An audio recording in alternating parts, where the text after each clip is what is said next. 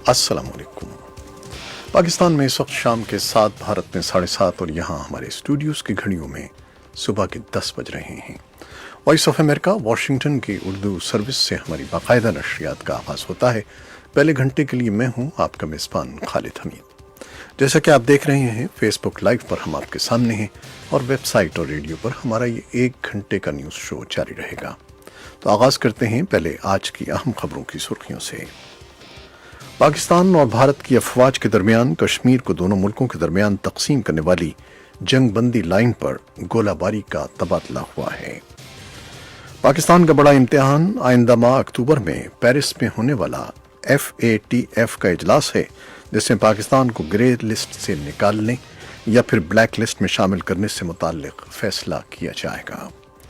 अफगानिस्तान में 28 सितंबर को होने वाले सदारती इंतखाब में हिस्सा लेने वाले 2 बड़े उम्मीदवारों अब्दुल्ला अब्दुल्ला और अशरफ गनी की तरफ से अपनी अपनी कामयाबी के मुतज़ाद दावे सामने आए हैं। ताखार सूबे के बहाराक जिले में फजाई हमले में अफगान हुकूमत की हामी मिलिशिया फोर्सेस के 30 एहलकार हलाक हो गए हैं।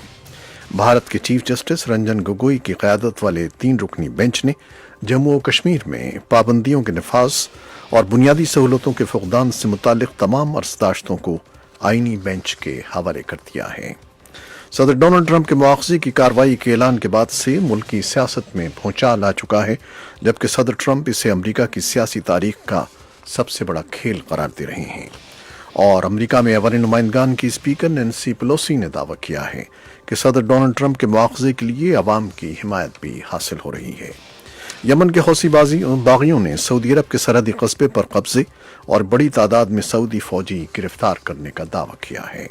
शाम ने खबरदार किया है कि अमरीका और तुर्की की अफवाज शाम से फौरी तौर पर निकल जाएं, वरना शाम की हुकूमत को यह हक हासिल होगा कि वो मुनासिब कार्रवाई करे। और मॉस्को में इतवार के रोज़ बड़े पैमाने पर मुजाहरे हुए हैं, जिसमें एहतजाजी अफराद उन एहतजाजी अफराद की रिहाई का मुतालबा कर रहे हैं जो हुकूमत मुखालिफ मुजाहरों में हिस्सा लेने की पादाश में जुलाई के महीने से जेल में कैद हैं।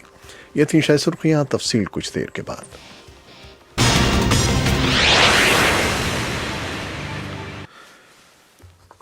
और सबसे पहले खबर हम आपको दे रहे हैं कि अफगानिस्तान में 28 सितंबर को होने वाले सदारती इंतखाबात में अब्दुल्ला अब्दुल्ला ने अपनी इंतखाबी टीम की फतह का ऐलान किया है।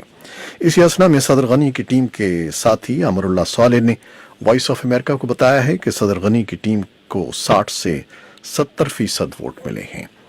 आज़ाद इंतखाबी कमीशन IEC ने कहा है कि किसी उम्मीदवार को अपने आप को फातेह करार देने का हक नहीं है। तफसीलात मालूम करने के लिए हम चलते हैं काबुल, जहां वॉइस ऑफ अमेरिका की नुमाइंदा हैं आयशा तंजीम। जी आयशा, बताइएगा आपके पास क्या तफसीलात हैं इन इंतखाबात के बारे में?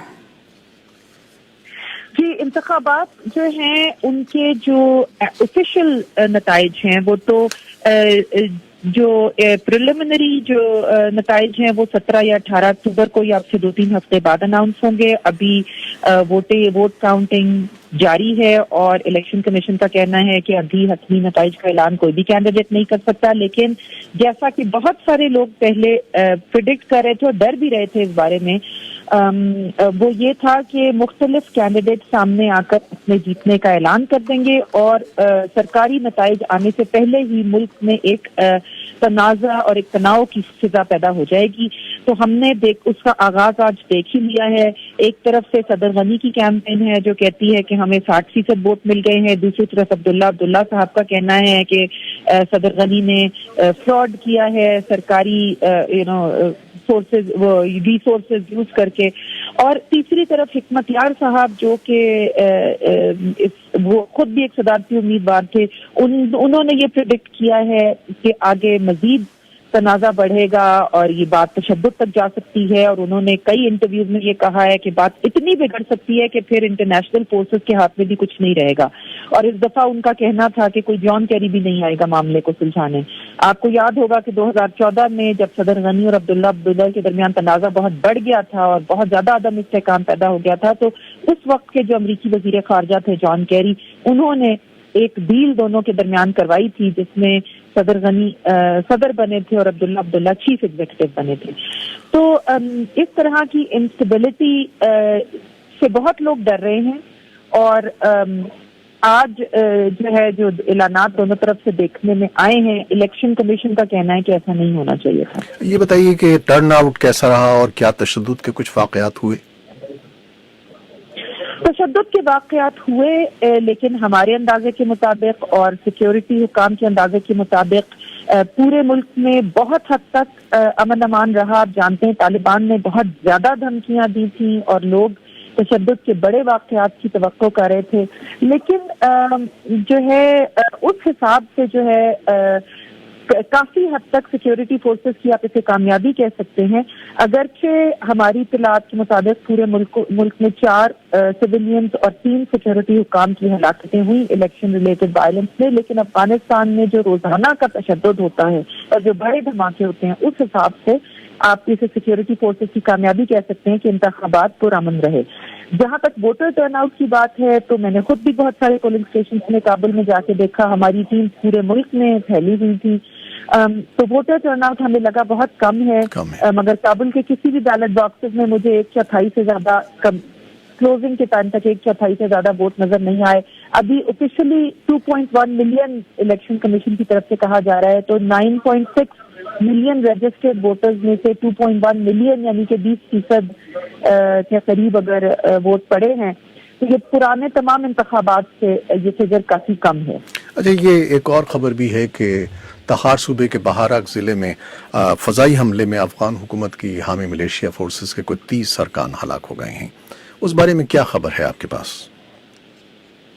دیکھیے، یہ فضائی حملوں میں ہلاکتوں کی پچھلے دنوں میں جتنی بھی 2-3 خبریں آئی ہیں، ننگرہار سے بھی آئی تھی اور جگہوں سے بھی، تو اس میں یہ ہے کہ جو نیٹو ریزولوٹ سپورٹ ہے ان کا یہ کہنا ہے کہ ہم انویسٹیگیٹ کر رہے ہیں، اور جو ہے اور انہوں نے ابھی تک جو 2 یا 3 حملے پچھلے 1 یا 2 ہفتے میں ہوئے ہیں افغانستان میں، جس میں الزام یا افغان فورسز پہ آ رہا ہے یا نیٹو پہ اور خاص طور پہ امریکہ پہ، اس میں انہوں نے خاص طور کوئی وہ نہیں کیا،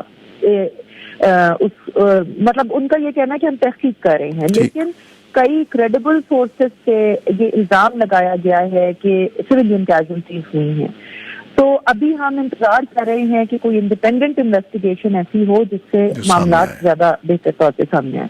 بہت شکریہ عائشہ تنظیم آپ کا۔ تو یہ کابل میں ہماری خصوصی نمائندہ تھیں عائشہ تنظیم، جو افغانستان میں ہونے والے انتخابات کی کوریج کے لیے وہاں گئی ہیں۔ اور اب دوسری خبروں کی طرف چلتے ہیں۔ پاکستان اور بھارت کی افواج کے درمیان کشمیر کو دونوں ملکوں کے درمیان تقسیم کرنے والی جنگ بندی لائن پر گولہ باری کا تبادلہ ہوا ہے۔ یہ واقعہ کوٹلی ڈسٹرکٹ کے نکیال سیکٹر میں پیش آیا ہے۔ نکیال کے اسسٹنٹ کمشنر راجہ طارق نے بتایا کہ اتوار کی سپہر پاکستان کے زیر انتظام کشمیر کے جنوبی ضلع کوٹلی کے نکیال سیکٹر کے سرحدی گاؤں دیرڑی میں ایک گھر پر گولہ لگنے سے 60 سالہ خاتون سلامت بی بی موت کا شکار ہو گئیں، جبکہ ایک 15 سالہ نوجوان زخمی ہوا جو ہسپتال جاتے ہوئے راستے میں دم توڑ گیا۔ راجہ طارق کے مطابق واقعے میں زخمی ہونے والی ایک خاتون کو ہسپتال میں طبی امداد دی جا رہی ہے۔ گولہ باری کے باعث لوگ خوف و ہراس کا شکار ہو گئے ہیں اور محفوظ مقامات پر منتقل ہو گئے ہیں۔ پاکستان نے کہا ہے کہ بھارت 30 سال سے جموں و کشمیر میں ریاستی دہشت گردی کا مرتکب ہو رہا ہے۔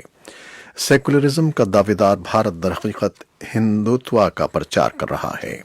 اقوام متحدہ میں پاکستان کے سفارتی مشن کے اہلکار ذوالقرنین چھینا نے ہفتے کی شام رائٹ ٹو اپلائی کے دوران خطاب کرتے ہوئے کہا کہ وزیراعظم عمران خان نے دنیا کے سامنے بھارت کا اصل چہرہ بے نقاب کر دیا ہے۔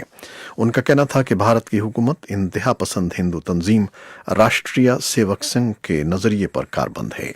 اس نظریے کے تحت بھارت میں ہندوؤں کے علاوہ کسی مذہب کے ماننے والوں کے لیے کوئی جگہ نہیں ہے۔ اور بھارت کے سپریم کورٹ نے جموں و کشمیر کے سابق وزیر اعلیٰ فاروق عبداللہ کی رہائی سے متعلق راجیہ سبھا کے رکن وائکو کی ترکردہ درخواست پر مزید سماعت کرنے سے انکار کرتے ہوئے اسے خارج کر دیا ہے۔ بھارتی نشریاتی ادارے ٹائمز آف انڈیا کے مطابق سپریم کورٹ کے چیف جسٹس رنجن گوگوئی کی سربراہی میں 3 رکنی بینچ نے تامل ناڈو کے رہنما وائکو کی طرف سے دائر درخواست پر سماعت کی۔ صدر ڈونلڈ ٹرمپ کے مواخذے کی کارروائی کے اعلان کے بعد سے ملکی سیاست میں ایک بھونچال آ چکا ہے، جبکہ صدر ٹرمپ اسے امریکہ کی سیاسی تاریخ کا سب سے بڑا کھیل قرار دے رہے ہیں۔ صدر ٹرمپ نے اتوار کی شب ایک ویڈیو پیغام جاری کیا جس میں انہوں نے مخالف جماعت ڈیموکریٹک پارٹی پر الزام عائد کیا کہ وہ ملک میں انتخابات، آزادی، ججز کے فیصلے جیسے اقدامات دیکھنا نہیں چاہتے۔ انہوں نے کہا کہ ملک داؤ پر لگا ہوا ہے، ایسا ملک کی تاریخ میں پہلے کبھی نہیں ہوا۔ اور ایوان نمائندگان کی اسپیکر نینسی پیلوسی نے دعویٰ کیا ہے کہ صدر ڈونلڈ ٹرمپ کے مواخذے کے لیے عوام کی حمایت بھی حاصل ہو رہی ہے۔ صدر ٹرمپ پر الزام ہے کہ انہوں نے یوکرین کے صدر پر دباؤ ڈالا کہ وہ سابق امریکی نائب صدر جو بائیڈن کے خلاف تفتیش کریں، جن کے بیٹے کو یوکرین کی گیس کمپنی میں بھاری تنخواہ پر ملازمت دی گئی۔ جو بائیڈن نے ان الزامات کو مسترد کر دیا ہے۔ جو بائیڈن سن 2020 کے صدارتی انتخاب میں صدر ٹرمپ کے مقابلے میں آنے کے لیے ڈیموکریٹک پارٹی کے مضبوط امیدوار ہیں۔ یمن کے حوثی باغیوں نے سعودی عرب کے سرحدی قصبے پر قبضے اور بڑی تعداد میں سعودی فوجی گرفتار کرنے کا دعویٰ کیا ہے۔ برطانوی نشریاتی ادارے کی رپورٹ کے مطابق حوثی باغیوں کے ترجمان نے بی بی سی کو بتایا کہ سعودی عرب کے 3 بریگیڈ فوج نے حوثیوں کے سامنے ہتھیار ڈال دیے ہیں۔ اور ماسکو میں اتوار کے روز بڑے پیمانے پر مظاہرے ہوئے ہیں جس میں احتجاجی ان افراد کی رہائی کا مطالبہ کر رہے تھے جو حکومت مخالف مظاہروں میں حصہ لینے کی پاداش میں جولائی کے مہینوں سے جیل میں قید ہیں۔ یہ تھیں وہ خبریں جو فیس بک لائیو پر ہم نے آپ کے لیے پیش کی۔ ویب سائٹ اور ریڈیو پر ہمارے یہ 1 گھنٹے کا نیوز شو جاری رہے گا، ہمارے ساتھ رہیے گا۔